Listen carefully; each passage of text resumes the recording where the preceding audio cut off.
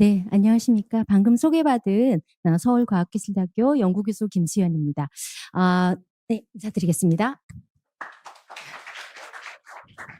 네, 오늘 제가 말씀드릴 사항은 저희 도장공사에 관련된 그 하자 방법과 보수 비용, 판정 기준에 대한 정비 내용에 대해서 말씀을 드리겠습니다.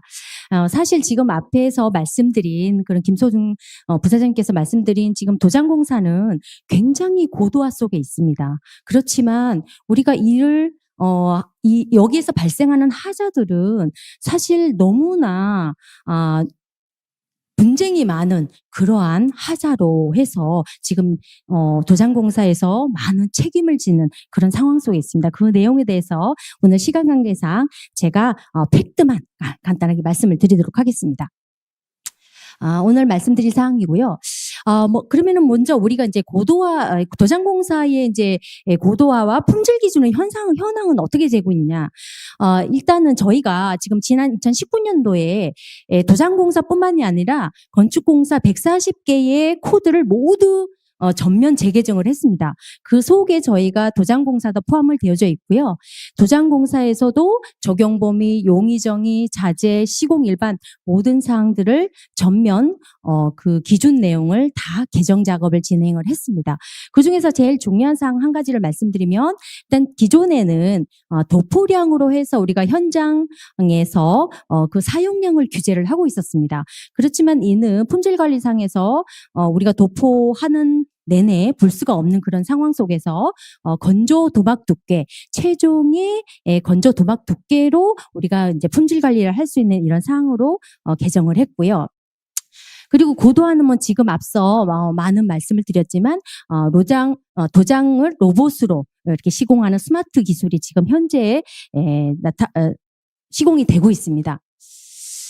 그렇지만 이러한 고도화와 품질 개선을 진행을 하고 있음에도 불구하고 이 도장공사의 하자에 관해서는 굉장히 보수적으로 분쟁이 많이 진행이 되고 있습니다. 그 지속적으로 이렇게 분쟁이 많이 되고 있는 상황이 무엇이냐? 왜냐하면 이 도장공사는 최종 마감 공정입니다. 그렇지만 우리가 최종 마감 공정을 볼 때에 육안으로는 도장 부분이 갈라짐으로 인해 가지고 우리가 이거는 도장공사의 하자구나 라고 바로 판단할 수밖에 없는 현실입니다.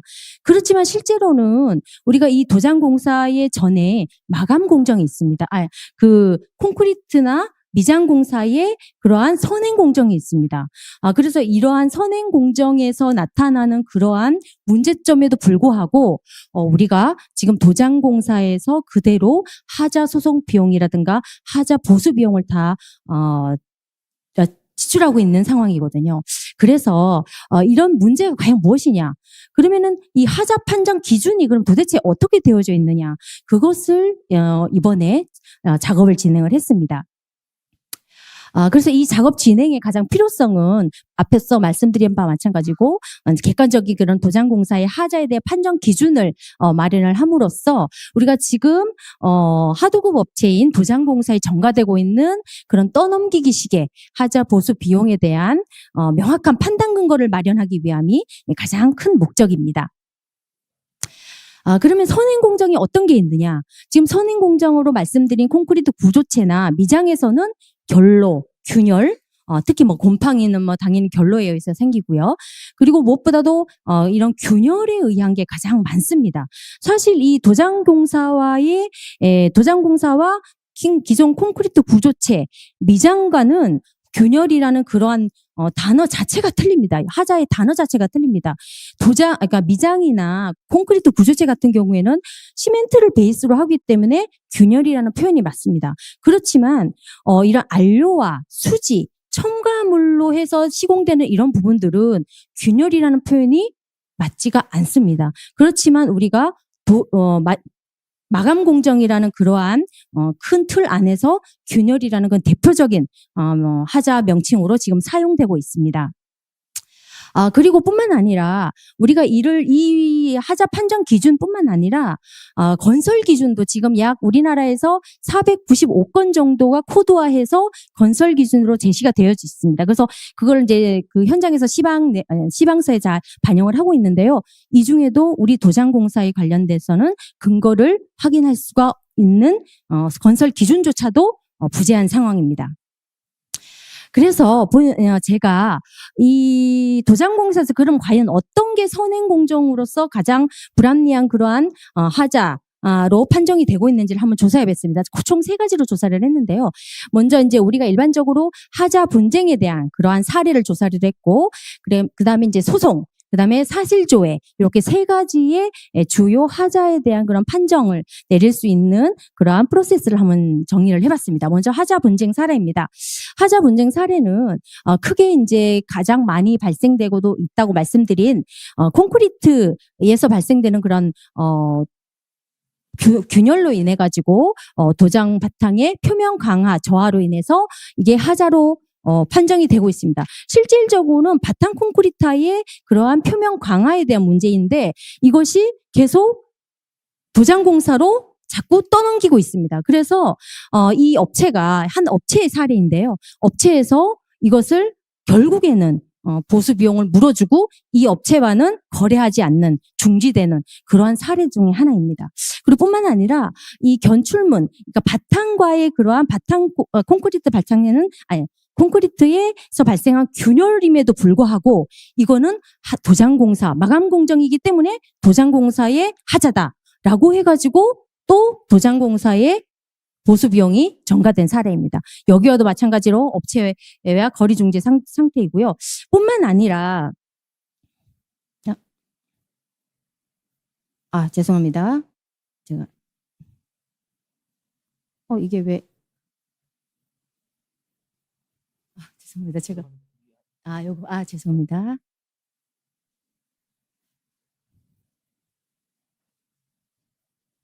네. 그래서 대부분의 그러한 선행공정에 대한 하자임에도 불구하고, 우리 도장공사에서 이 부분을 다, 보수해주는 그러한 끝까지, 가질 못하고, 그렇게 처리되는 그런 상황들이 지속적으로 많습니다. 다음은 하자 소송 사례입니다. 이 하자 소송 사례는 조금 분쟁이 발생했을 때 그러한 조율에서야는 조금 틀린 상황입니다. 왜냐? 이거는 법적으로 가서 명확한 근거 하에 하자로 판정되는 사례이기 때문입니다. 그런데 지금 우리가 이제 여기에서 보면은 네. 그래서 이 대부분이 도장공사의 하자로 우리가 법적에 가지만 끝내는 이게 선행공정의 하자로 판명이 되는 사례가 많습니다. 왜 그러느냐? 이거는 분명히 법적으로 가서 정명확한 근거를 제시했을 때에는 이게 도장공사 하자가 아님이 밝혀지고 있는 상황이기 때문입니다. 그렇지만 여기에서 도장공사가 왜 문제가 되느냐? 이 도장공사 이 법정으로 다툼이 있으면 굉장히 오랜 시간이 걸립니다. 이 오랜 시간 속에서 단종업체, 대부분의 단종업체인 도장공사에서는 많은 시간과 인력이 지출되고 있습니다. 그래서 끝까지는 이기긴 이기지만 이게 지금 이기긴 이기지만 결국에는 많은 손실로 이어지는 그런 사례 중에 하나입니다. 다음에 이제 하자 사례 죄송합니다. 제가 조작이 서툴러서. 네, 이거는 이제 사실조회입니다. 사실조회 같은 경우에는 우리가 이제 대부분 전문가 견해, 법정에서의 이런 다툼 속에서 전문가 견해를 물어보는 사실을 확인하는 그런 절차이기 때문에 바탕 콘크리트에서 발생되는 균열이라든가 이런 부분들이 사실조회가 오면은 우리가 전문가가 대부분의 도장공사가 아닌 선행공정에서의 그런 하자로 이야기를 하고 법적에 제출이 되기 때문에 이 부분도 다 그렇게 진행이 되고 있는 상황입니다. 그래서 이러한 문제점, 많은 문제점 속에서 그럼 우리가 하자 판정 기준을 어떻게 수정을 해야 되느냐, 개정을 해야 되느냐, 뭐 이런 또 숙제에 놓여져 있었습니다. 그래서 이것을 그러면 어떻게 풀 것이냐. 지금 앞선 말씀드린 선행 공정에서의 그런 하자와 우리가 지금 도장공사에서 갖고 있는 그런 하자를 어떻게 분류를 할 수 있느냐가 가장 관건으로 판단이 되어졌습니다. 그래서 먼저 이런 뭐 기본적인 그런 지금 기존에 그런 누락된 부분들은 제가 보완으로 해서 다 넣었고요. 지금 우리가 이제 하자 판정 기준, 국토부의 고시에 의한 하자 판정 기준은 미장과 콘크리트 구조체와 도장공사 하자를 한꺼번에 묶어서 균열이라는 그러한 용어를 사용을 하고 있습니다. 근데 이거 아까 말씀드렸죠, 제가. 그 도장과 콘크리트와 미장은 엄연히 사용되는 재료도 틀리고 나오는 유형의 하자 양상도 틀립니다. 그래서 이거를 이번에 하자 판정 기준을 통해 가지고 명확하게 구분을 좀 해야 될 필요성이 있다라고 판단을 했습니다. 그래서 도장공사는 일반적으로 우리가 기존의 균열이라고 표현하는 방식을 표면 갈라짐이라는 그러한 대체할 수 있는 용어를 제안을 했습니다. 그래서 그리고 또 기존의 콘크리트 구조체하고 미장에서의 그런 균열이라는 정의를 우리는 다시 도장공사의 표면 갈라짐이라는 정의로 개정을 해서 여기에 제안하는 것으로 이렇게 안을 잡았습니다. 그래서 이와 같은 이제 이 균열 조사 방법도 마찬가지로 균열이라는 하나의 통일성 있는 그러한 단어로만 사용이 됐기 때문에 우리가 표면 갈라짐이라는 도장공사에서의 용어를 적극적으로 활용을 해서 이에 대한 부가적인 설명 이런 것들을 통해서 개정 작업을 진행을 하고 있습니다. 그래서 이와 같이 우리가 기존에는 미장, 콘크리트, 도장 함께 묶어졌던 것을 이것을 따로따로 다른 마감 부위 균열 등에 대한 사항으로 해가지고 미장 혹은 도장면의 하자와 선행 공정에서의 인한 하자 조사는 명확히 하여 책임 소재의 분쟁이 발생되지 않도록 한다라는 조항을 우리가 넣었습니다. 그리고 마찬가지로 이 보수 비용 산정에 있어서도 기존에는 이와 같이 이 도장, 그러니까 균열 보수의 보수 폭이라는 그런 구분 아래에 도장폭이라는 것으로 그냥 이렇게 단순하게 진행을 했습니다. 그래서 이것을 구체적으로 끌고 나와서 도장에서의 보수 기준을 새로이 설정을 해서 여기에다가 보수폭, 재도장 보수 기준에 의거한 보수폭, 보수면적을 산정을 해서 진행하는 것으로 이렇게 제안을 하고 있습니다. 그래서 마지막입니다. 결론입니다. 사실 제가 지금까지 말씀드린 것은 우리가 건축을 하는 어느 분이나 다 공감할 수 있는 사항들이셨습니다.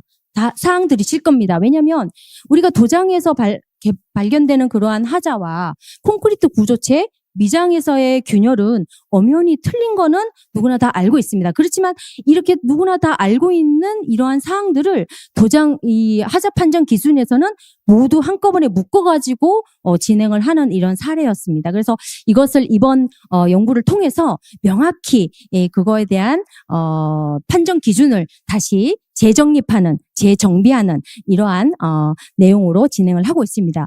그렇다고 해서 사실 제가 여기서 말씀드리는 게 지금 도장공사에 대한 그 불합리성에 대한 하자에 대한 판정에 대한 불합리성을 말씀을 드렸지만 우리가 현장에서 도장공사에서 발생되는 하자를 책임을 안 진다라는 것은 절대 아닙니다. 당연히 도장공사에서 발생되는 하자는 당연히 책임을 집니다. 그렇지만 지금 선행공정에서 발생되는 하자는 우리가 책임을 질 이유가 없습니다. 그래서 이 지금 우리가 하자 판정 기준 자체가 좀 불합리성이 있는 것을 명확하게 근거를 제시하고 또 여기에 대한 우리 도장공사 하자는 책임을 지고 나머지는 선행공정에서 책임을 지도록 이렇게 하는 것이 그 판정 기준의 정비 작업에서 가장 중요한 사안이라고 보실 수 있습니다. 그래서 이것은 사실 우리가 한두 업체의 목소리로는 이게 어렵습니다. 왜냐? 이 법을 개정하고 고시 내용을 개정한다는 것은 이거는 굉장히 보수적인 그러한 상황 속에서 진행을 해야 됩니다. 제가 여기에서 지금 한 말씀 드리고 싶은 거는, 당부의 말씀을 드리고 싶은 것은 한 목소리로 이것을 똑같이 외치고 똑같이 주장을 해야 됩니다. 그래서 제가 이 자리를 빌어서 우리 도장공사 관련된 많은 분들이 오셨는데요. 이 내용을 우리가 이렇게 지금까지의 그런 떠넘기식의 내용을 하지 않으려면은 한 목소리에 그러한 합당한 그러한 내용들로 목소리를 높여서 주장을 해야 된다는 것을 마지막으로 말씀을 드리도록 하겠습니다. 이상 발표를 마치겠습니다. 감사합니다.